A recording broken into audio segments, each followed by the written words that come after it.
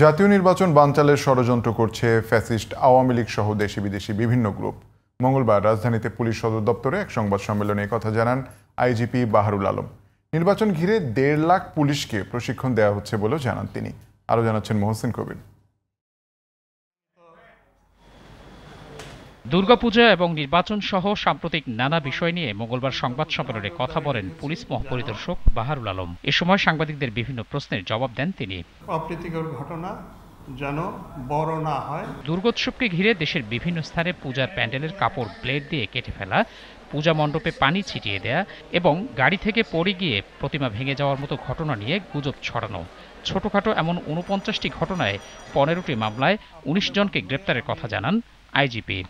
আরতির সময় দুর্গা প্রতিমা হেলে পড়ে কিছু অংশ ভেঙে যাওয়া, পূজা উদযাপন কমিটির সাধারণ সম্পাদককে মারধর, চাঁদা দাবি, পূজা বন্ধের বিষয়ে ফেসবুকে একটা অযাচিত পোস্ট, নট ইভেন দিয়ে একেবারে রিমোট যে পূজা মণ্ডপ গহীন গ্রামে, তাকেও আমরা চাচ্ছি, আমরা ইকুয়ালি গুরুত্বপূর্ণ বিবেচনা করছি। এ সময় জুলাই অভ্যুত্থানের ছাত্র জনতার ওপর হামলার ঘটনায় বিভিন্ন মামলায় পুলিশের পক্ষ থেকে চার্জশিট প্রদানের তথ্য তুলে ধরেন পুলিশ প্রধান।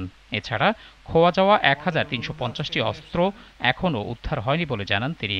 ৫৫টা মামলায় আমরা চার্জশিট দিয়ে দিয়েছি। এর মধ্যে হত্যা মামলা ১৮টি এবং অন্যান্য ধারা মামলা মানে হত্যা ছাড়া ৩৭টি। হত্যা মামলায় মোট আসামি যারা চার্জশিটেড হয়েছে ১,৯৪১ জন, আর অন্যান্য ধারায় ২,১৮৫ জন।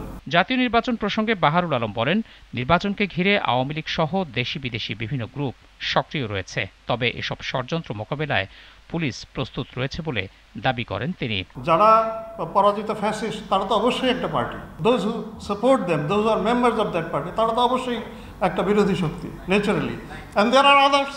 অ্যাটলিস্ট এটাকে নিউট্রাল, ফেয়ার এবং উৎসবমুখর করার জন্য যে সক্ষমতা, সেই সক্ষমতায় আমরা পৌঁছে যাই এবং আমার বিশ্বাস আমরা সেটা পারবো। নির্বাচন কেন্দ্রিক সহিংসতা মোকাবিলায় প্রয়োজনে যে কোনো ধরনের অস্ত্র ব্যবহার হতে পারে বলে সংবাদ সম্মেলনে জানানো হয়। পাহাড়ের ঘটনায় তাৎক্ষণিক ব্যবস্থা নেওয়া হয়েছে উল্লেখ করে আইজিপি বলেন, যারা দেশকে অস্থিতিশীল করতে চায় তারা এই ঘটনাকে অতিরঞ্জিত করছে। মহসিন কবির, জিটিভি নিউজ, ঢাকা।